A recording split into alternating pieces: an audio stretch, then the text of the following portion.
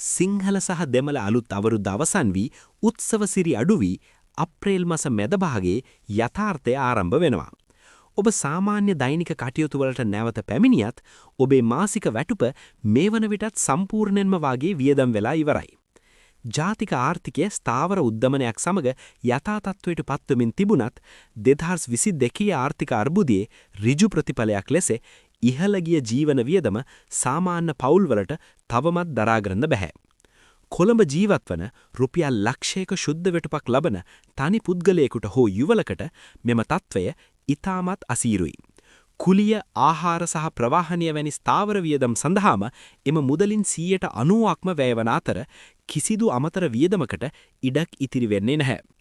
මේ නිසා සෑම මාසයකම එක්තරා විශේෂිත ගැටලුවක් මතුවෙනවා. ඒ තමයි දින 12ක මුදල් අර්බුදය. අවුරුදු නිවාඩු කාලය සඳහා තබාගත් මුදල් අවසන් වී ඇති අතර මීළඟ වැටුප ලැබීමට තවත් සති 2ක් පමණ තිබෙනවා. මෙවැනි අවස්ථාවකදී බොහෝ දෙනා කරන්නේ ණය උගුලක පැටලීමයි. මේ හිඩස පියවා ගැනීම සඳහා මිනිසුන් ක්‍රෙඩිට් කාඩ් පත් භාවිතා කරනවා. මෙසේ తాවකාලිකව ලබා ගන්නා මුදල් ෂණිකවම 24%ක වාර්ෂික පොලියක් සහිත අඛණ්ඩ ණයබරක් බවට පත්වෙනවා. මෙම උගුලෙන් ගැලවීමට නම් අත්‍යවශ්‍ය නොවන වියදම් සම්පූර්ණයෙන්ම නවතා දැමිය යුතුයි. ජාතික ආර්ථිකය ප්‍රතිව්‍යුහගත කිරීමේදී භාවිතා කරන ඒ දැඩි උපාය මාර්ගික හා ගණිතමය ක්‍රමවේදයම ඔබේ නිවසේ අයවැය කළමනාකරණය සඳහාත් භාවිතා කළ යුතු වෙනවා. මධ්‍යම පාන්තික අයවැයක මාසික ආදායමින් 40-50 අතර ප්‍රමාණයක් සම්පූර්ණයෙන්ම වැය වෙන්නේ ආහාර සඳහායි. මේ දින 12 අර්බුදයේ ජය ගැනීමට නම් ඔබ සතු ඇති ආහාර කළමනාකරණය කිරීමේ ක්‍රමවේදයක් ආරම්භ කර යුතුයි.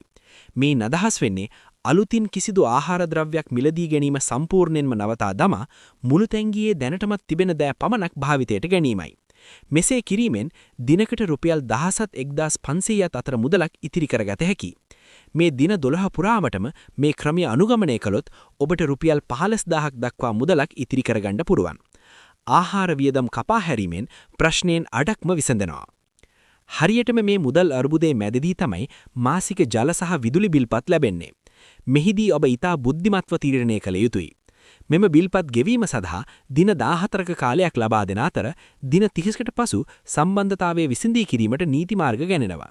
ඉන්පසු 2%ක ප්‍රමාද ගාස්තුවක් එකතු වෙනවා. රුපියල් 10ක බිල්පතකට එම දඩය රුපියල් 200ක් පමණයි. මේ ක්‍රෙඩිට් කාඩ් පතක 24ක පොලියෙන් සුළු කොටසක් පමණයි. මිහිදී එක් දැඩි වැතිරේකයක් තිබෙනවා. ඒ තමයි විදුලි සංදේශ. ඔබ පෝස්ට්පේඩ් බිල්පත් ගෙවීම ප්‍රමාද කළහොත් ඔවුන් වහාම සේවා විසඳී කරනවා. මේ කාල සීමාව තුළ සම්බන්ධතාවය පවත්වා ගැනීමට කුඩා ප්‍රීපේඩ් රීලෝඩ් භාවිතා කරන්න. ඔබේ වැටුප ලැබෙන තුරු ජල සහ විදුලි බිල්පත් ගෙවීම උපාය මාර්ගිකව කල් දැමීමෙන් ඔබ හිතාමතාම 2%ක දඩයක් ලබා ගන්නවා. මේ අත්‍යවශ්‍ය ආහාර ද්‍රව්‍යයන් සඳහා අතේ මුදලක් තබා ගැනීමට ගන්නා ගණිතමය තාර්කික තීරණයක්. ඉතිරි අයවැය මත ඇතිවන අවසාන විශාලතම බර තමයි දෛනික ගමන් වියදම්. කොළඹදී එකම ගමන් මාර්ගය සඳහා වැයවන මුදල ඔබ තෝරා ගන්නා වාහනය අනුව 10%කින් පමණ වෙනස් විය හැකියි. රයිඩ් හෙලිං ඇප්ස් පහසුයි. නමුත් ඒවාට වැඩි මුදලක් අය කරනවා. සාමාන්‍ය ත්‍රිරෝධ ගාස්තුවක් බොහෝ විට කිලෝමීටරයකට රුපියල් 100ක් පමණ වන අතර බහුල වේලාවන්හිදී ඇප් ඇල්ගොරිතම් මගින් මිල ගණන ඉහළ නංගනවා. ඇප් එකක් මගින් මෝටරයකින් වැඩට ගොස් නැවත පැමිණීමට දිනකට රුපියල් 2,500කට වඩා වැය විය හැකියි. මේ අර්බුදයෙන් බේරීමට නම් සම්පූර්ණයෙන්ම පොදු බස් රථ වෙත මාරු විය යුතුයි. බස් රථයකින් කිලෝමීටර 10ක ගමනක් යාමට වැයවන රුපියල් 1,800 රුපියල් 200ක් දක්වා අඩු කරගත හැකියි. මේ දින 12 සඳහා පොදු ප්‍රවාහනයේ උණුසුම සහ තදබදය දරා ගැනීමෙන් ඔබට රුපියල් 30,000කට වඩා ඉතිරි කරගන්න පුළුවන්. මසකට රුපියල් ලක්ෂයක් උපයන කෙනෙකුට එය ඔවුන්ගේ සම්පූර්ණ වැටුපෙන් 3/1කට ආසන්න ප්‍රමාණයක්. ආහාර කළමනාකරණය, බිල්පත් ගෙවීම කල් දැමීම සහ බස් රථයේ ගමන් කිරීමකින් කිසිදු ක්‍රෙඩිට් කාඩ්ඩක් නොමැතිව හෝ පවුලේ අයගෙන් ණය නොගෙන මේ අර්බුදය සාර්ථකව පසු කිරීමට ඔබට හැකි වෙනවා. නමුත් මේ දින 12 සාර්ථකව නිම කිරීමෙන් පසු ඔබට අපහසු යථාර්ථයකට මුහුණ දීමට සිදු වෙනවා.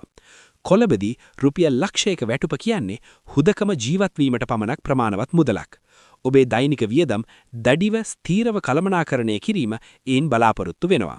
මේ වියදම් නිරීක්ෂණය කිරීමේ ක්‍රමවේදයෙන් ඔබට අත්‍යවශ්‍ය නොවන සුළුසුළු වියදම් කොතරම් දැයි පැහැදිලිව පෙන්වා දෙනවා.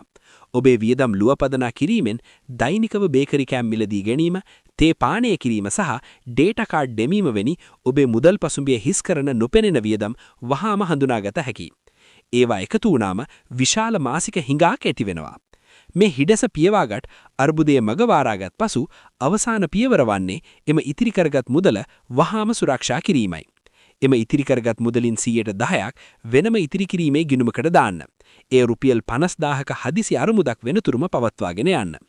මූලික වියදම් ස්ථීරව ඉහළ ගිය ආර්ථිකයක මධ්‍යම පාන්තික ස්ථාවරත්වය තවදුරටත් තීරණය වන්නේ ඔබ කොතරම් මුදලක් උපයනවාද කියන එක මත නෙවෙයි, ඔබ ළඟ ඉතිරි වන දේ කොතරම් අනුකම්පා විරහිතව කළමනා කරනවාද කියන එක මත තමයි එය සම්පූර්ණයෙන්ම රඳා පවතින්නේ.